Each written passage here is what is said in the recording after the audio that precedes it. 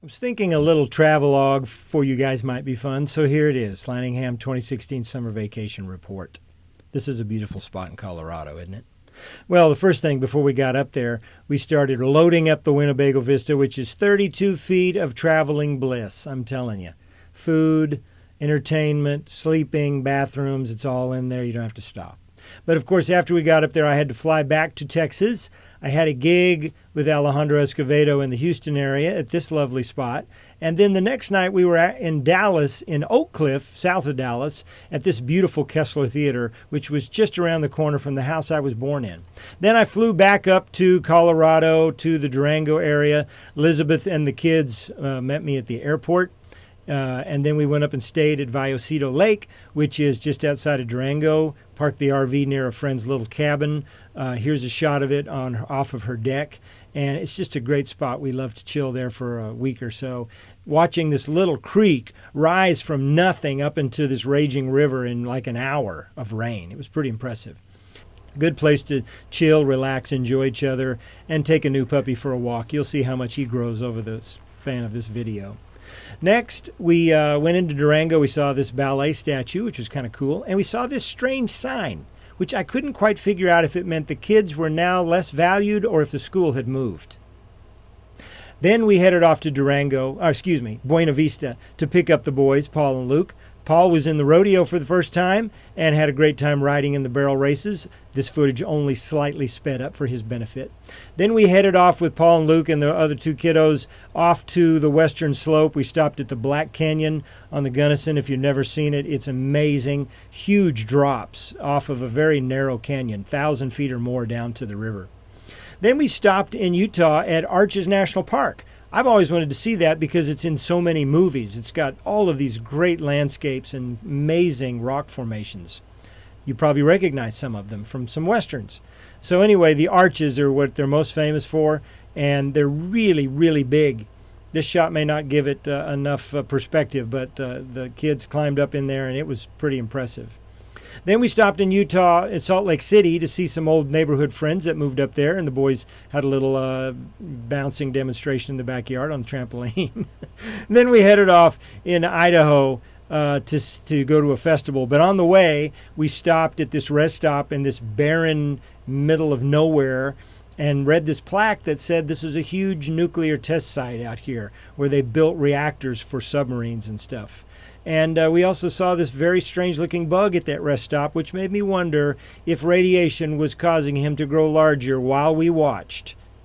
But then we headed on to Challis, Idaho, to join Alejandro Escovedo again at the Braun Brothers Reunion Festival, right off of this golf course. And we set up, did our sound check. It's a beautiful setting. Probably 3,000 people out there for the event. Willie Braun, one of the Braun brothers, joined us for the last tune in our set, and the kids and Elizabeth sat right on the edge of the stage and enjoyed it, took some neat photos. We had a really, really great time in Challis with Alejandro Escovedo. Then we headed off to Yellowstone and the Tetons because they were so close we thought we can't miss it. We stopped on the way and had some great root beer at a restaurant and then spent the night and woke up the next morning and there were the Tetons. We didn't realize we'd parked right next to them at this rest stop. Amazing mountains, so jagged and breathtaking. They're really a young part of the Rockies. They're 60 million years younger than the rest of the Rockies, but the rock is actually older. Isn't that interesting to ponder? They remind me of the Himalayas or the Alps or something. From there, we headed on north into Yellowstone. Yellowstone is so big and expansive, you can drive a lot between kind of attractions or famous sites to see. Of course, Old Faithful being the most famous site in the park, probably, maybe next to the canyon. A little underwhelming and a little bit of a drag with so many people there in August. It was almost like Disneyland. But there's Old Faithful going off, and there were a number of geysers in that area around the big hotels, which are really impressive. But then we drove around the park. We stopped to see some waterfalls, and we stopped to see animal life and other vents, geothermal vents all around the park in the big caldera that is the volcano. The canyon, I think, was my favorite part. It's so breathtaking. You're driving through the forest, and boom, suddenly there's this canyon with these breathtaking waterfalls This is the lower falls, and then the upper falls are even bigger, as you can see in this shot. I mean, I think they drop a couple of 100 feet. It's hard to tell from this shot just how high up we are, but over on the right side of the screen, you can see some people that walk down to an observation point, and they look like little multicolored ants or something. Anyway, a beautiful spot, and again, excessive selfie taking going on in this location. We saw animals all over the park, of course, deer, elk, bison everywhere, usually using the right lane of traffic, going over mountain passes. They really did own the park. They were kind of the rangers, I think, of the park. They would make you stay on the road and stop and wait for them as long as they felt like it, which makes sense since they lived there long before we ever came to visit. They would cross when they felt like it, and they would pause and consider if they wanted to go on the way across and finish or just maybe stay in the road for a while.